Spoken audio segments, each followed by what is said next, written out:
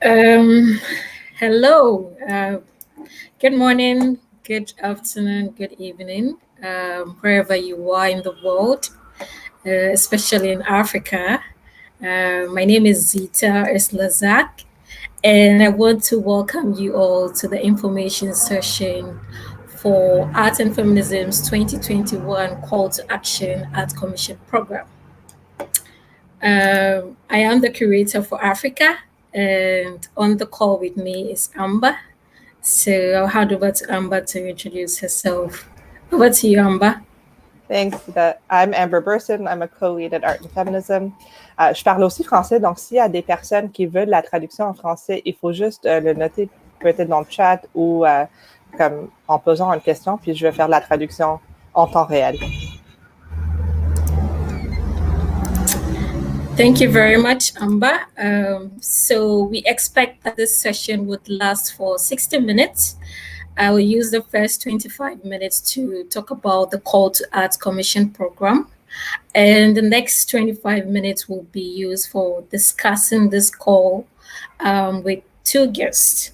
The remaining 10 minutes will be used for questions and answers. If you're joining us from either Facebook or YouTube, please feel free to type your questions and comments in the chat. As I mentioned before, my name is Zita Ursula Zage, and I am an open advocate and one of the curators for Art and Feminism's 2021 Call to Arts Commission. I have been a volunteer of Wikimedia Project for over 6 years now, and upon discovering the huge gender gap on Wikipedia, I wanted to help. And so I decided to focus much of my work on helping to bridge knowledge gaps. And that led me to organize a lot of art and feminism events in Ghana. And I have created a lot of articles about biographies of women on Wikipedia. You hearing about art and feminism for the very first time, may I tell you a little bit about art and feminism? Art and Feminism is a non-profit organization that puts together a community of activists who are committed towards closing information gaps related to gender, feminism, and art, beginning with Wikipedia.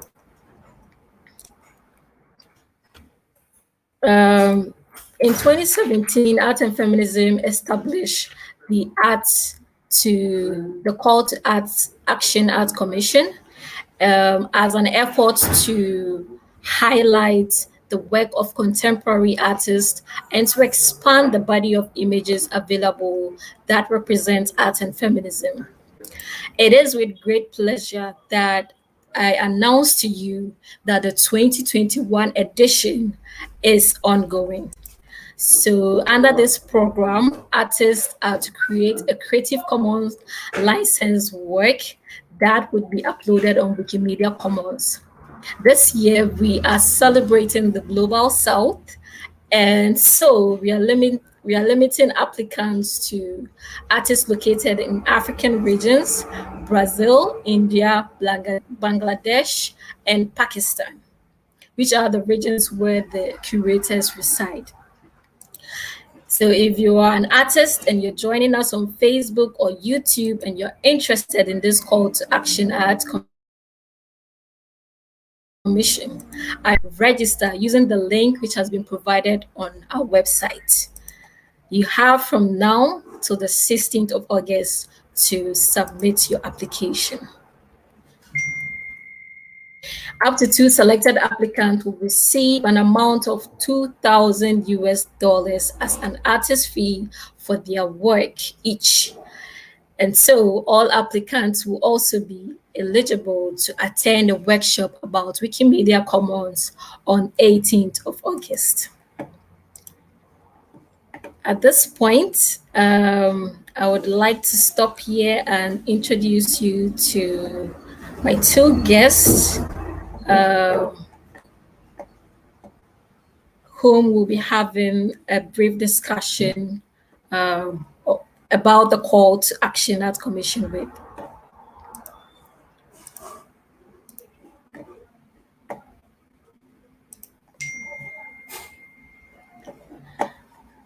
Okay, unfortunately, my guest are having some technical issues joining, so I will just go straight to talking about some of the questions that you might have boggling your mind concerning this call to action as commission.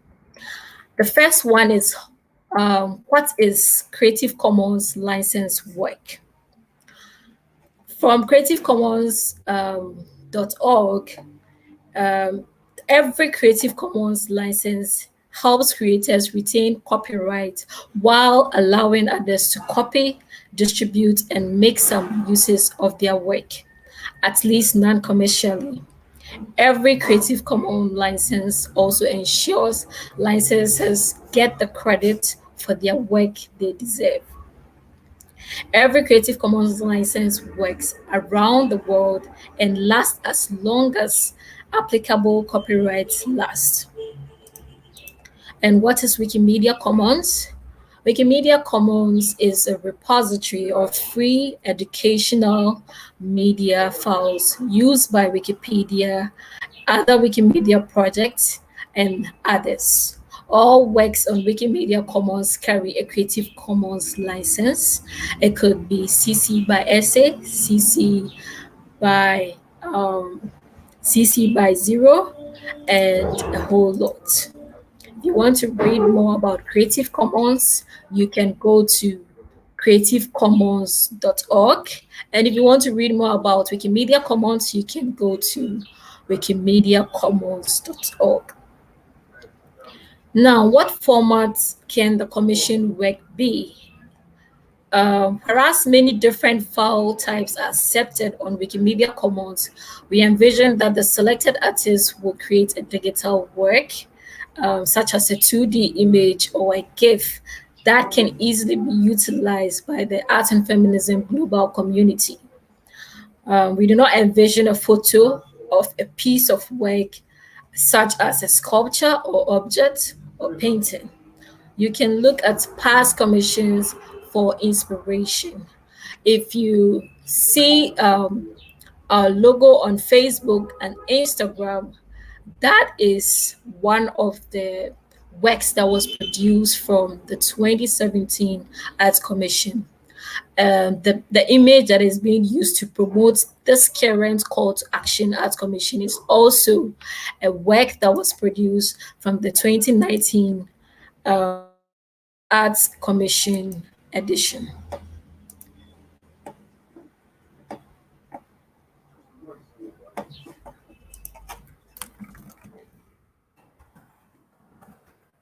At this point,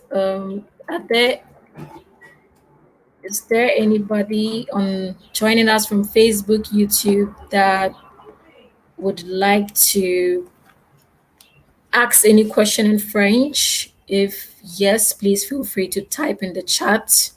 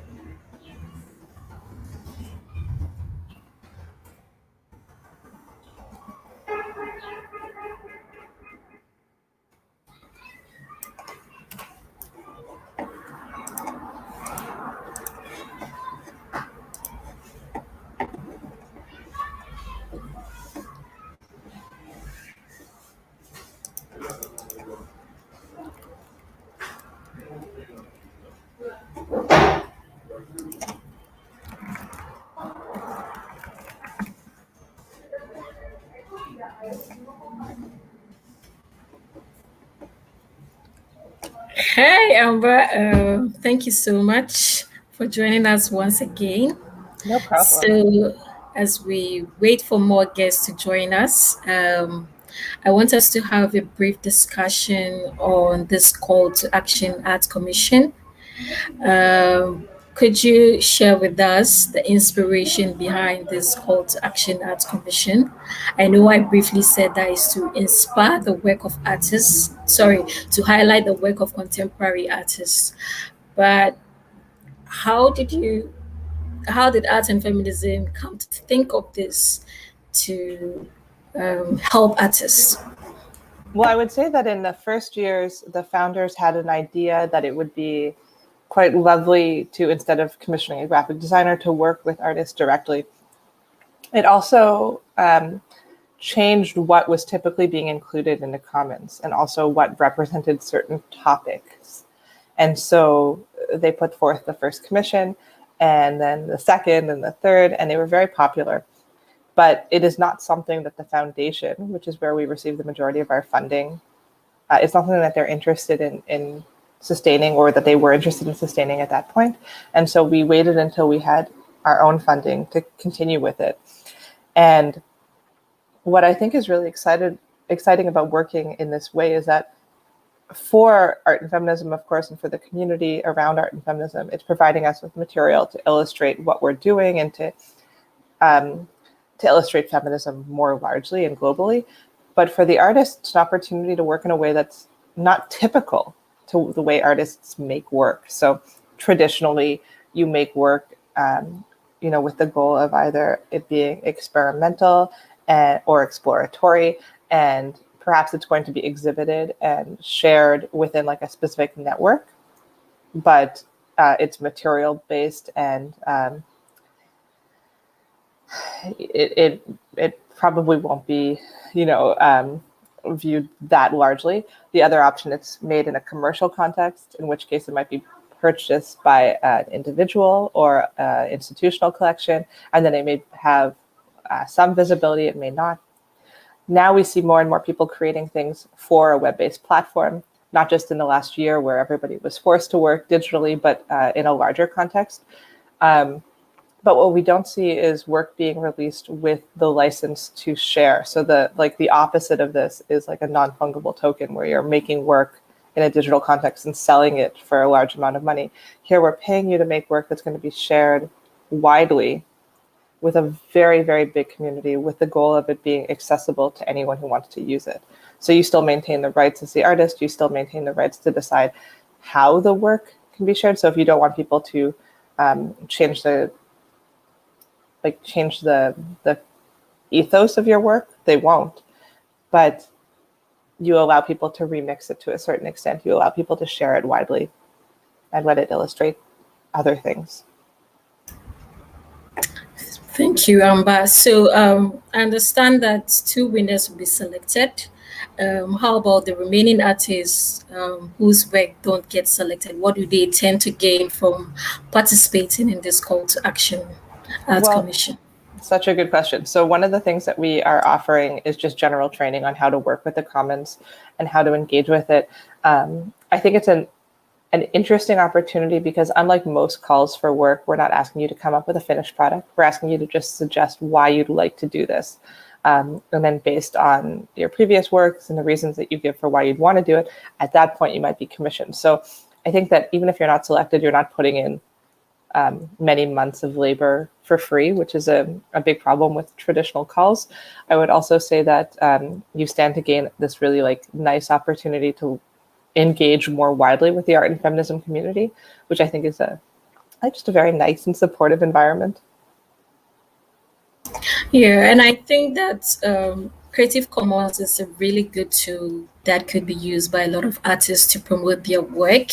And many artists, especially from Africa, are not aware of Creative Commons. So by participating in this call to action art commission, participants get a chance to learn more about Creative Commons and how to share their work on Creative Commons to make it more visible to a wider audience. So the next question that I would like to ask Amber is what's different about this year's call to art commission? Well, I think that in the past, artists were chosen based on personal relationships with founders. And this year we decided we'd like to invite curators. So that's you, it's Juliana, it's Madavi. and to have you work within the countries and the networks that you're already familiar with. So people already engaged with art outside of the geolocations that the founders had been part of. And so this opens it up to a much, much wider audience. In the past, it was it was by invitation, and here it's an open call. So we look forward to getting to know many, many new artists and many, many new avenues for exploration. And I think that's a really big difference. Yeah, and I also think that one thing that is significant about this year's call to action is that we are focusing on underrepresented communities, which is the global south. So we are encouraging more applicants from Africa, any country in Africa, in Brazil, in Bangladesh, all these countries. We welcome applications from all these countries. So I think this is really a big change, and I hope that artists in these communities will take advantage of it. I hope so too. As I saw that the form that was being used by applicants was displayed. Kira, could you please show that form again? I just wanted to show applicants how simple the process is to register to be a part of this Art to Call Action Commission. So I don't think it's many pages. All you need to do is fill in a few information and submit. So this is not complex. I encourage all artists out there, if you are interested in this opportunity, please feel free to apply. You have from now till the 16th of August to submit your application. Can I quickly highlight something about the form? Kira, do you mind going back? Because this is a question that has come up by email. We're asking you to upload examples of previous work. So not what you might make or what you envision, but really what you've made in the past. So again, to remove barriers and remove additional labor from people, we're asking you to upload previous examples of work. Thank you for that clarification, Amba. Do you have any final words for our audience as we bring the session to an end? No, I'm so psyched about it. I was so psyched. I'm really excited. I've already seen some applications coming in, and I do hope that we have more applications. Thank you so much, Amba, for joining us for this session, and thank you to our audience joining us from Facebook, YouTube.